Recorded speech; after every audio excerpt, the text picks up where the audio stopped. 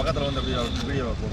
அனைத்து கட்சி மக்கள் போராட்ட குழுவின் சார்பில் மாவட்ட ஆட்சியரை சந்தித்து மனு கொடுக்க வந்துள்ளோம். கடந்த 3/12/2024 ஆண்டு மாவட்ட ஆட்சியர் அலுவலகத்தில் அரசியல் கட்சிகள் மற்றும் பிற அமைப்புகளை அழைத்து போராட்டம் நடத்துவது தொடர்பாக கலந்தாய்வு கூட்டம் நடைபெற்றது. அந்த கூட்டத்தில் மாவட்ட ஆட்சியர் அலுவலகத்தில் எப்பொழுதும் போல் ஒலிபெருக்கியுடன் கூடிய ஆர்ப்பாட்டம் நடத்த அனுமதி வேண்டும் என்று அனைத்து கட்சி மக்கள் போராட்டக் குழுவின் பிரதிநிதிகளாகிய நாங்கள் மாவட்ட காவல்துறை கண்காணிப்பாளர் இடத்திலே முறையிட்டோம். அப்போது ஒலிபெருக்கி அனுமதி அளிக்க இயலாது, எப்பொழுதும் போல் போராட்டம் நடத்தி கொள்ளலாம் என்று வாக்குறுதி மாவட்ட காவல்துறை கண்காணிப்பாளரே அளித்தார்கள்.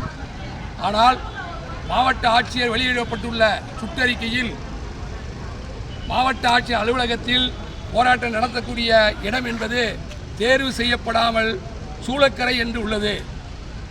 தமிழகத்தில் எந்த மாவட்ட ஆட்சியர் அலுவலகத்திலும் இல்லாத கொடுமை விருதுநகர் மாவட்ட ஆட்சியர் அலுவலகத்தில் போராட்டம் நடத்த அனுமதி இல்லை என்று கூறுவது ஜனநாயக படுகொலை என்று அனைத்து கட்சி மக்கள் போராட்டக் குழுவின் சார்பிலே தெரிவித்து மாவட்ட ஆட்சியரை சந்தித்து மனு கொடுத்துள்ளோம்.